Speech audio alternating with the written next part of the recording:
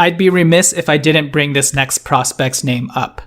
To all my kababayan sa Pilipinas, huwag kayong mag-alala, it's time to talk about the one and only Kai Sotto.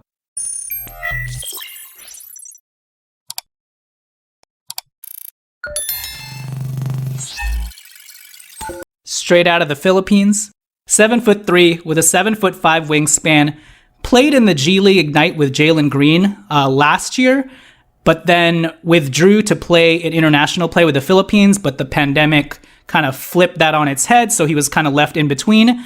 And then this last season, he decided to play professionally in the Australian League for the Adelaide 36ers. He only played 15 minutes per game, likely because he was only a 19-year-old, 20-year-old playing amongst men. But in the 15 minutes, he averaged 7.5 points, 4.5 rebounds, but he did hit 5 of 13 from 3, very low sample size, but that's 38% from 3. Averaged 0.8 blocks a game, which is 2 blocks per 36-wise.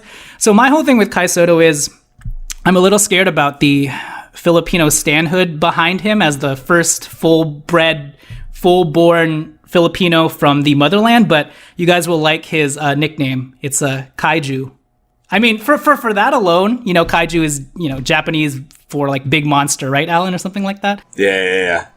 So, I mean, for that alone, I think the Lakers should give him a shot, or any team should give him a shot. But my whole deal with Kai is that, yes, he's overhyped. Yes, it's the Filipino contingent can be a little bit loud on him, and it's almost like Linsanity amplified. I'm a little worried about that, but guys like Tacko Fall, Hashim Tabit, Bhullar, the guy from India, get drafted all the time off pure basis that they're tall. And I feel like Kai actually has good touch, some passing skill, and a workable jump shot. So I think he more than deserves to, at the very least, be on some team's summer league. 7'3" kids with 7'5" wingspans don't come along very often, even if they're supremely raw. And Kai can be somewhat clunky and coordinated, and he definitely needs to build up his strength. But I think that can come with playing in the NBA and getting the training staff around him. And he's actually got skills. So maybe he's just a gangly, too frail flop like Scalabissier at the end of the day, or maybe like a bull. But I feel like you still take a shot with guys with that length and that size. Alan, have you seen a little bit of Kai at all? No, I have not. I didn't have the chance to do a deep dive. Yeah.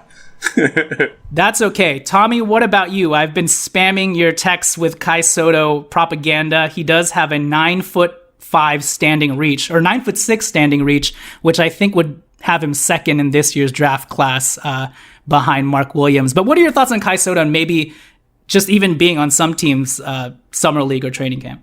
Oh yeah, I think he'll probably, anytime you're 7'2" with a 9'6" standing reach, you're gonna get a look. I mean, this dude, looks like probably a better prospect than that guy whose name I'm blanking on that the Celtics had floating around for a few years ago. That giant guy, Tacko Fall. Yeah. Like when you're a 7'2", 232, like he's got a good build that doesn't really seem, I mean, he seems agile. He seems like he's got traits you could at least work with. Mm-hmm.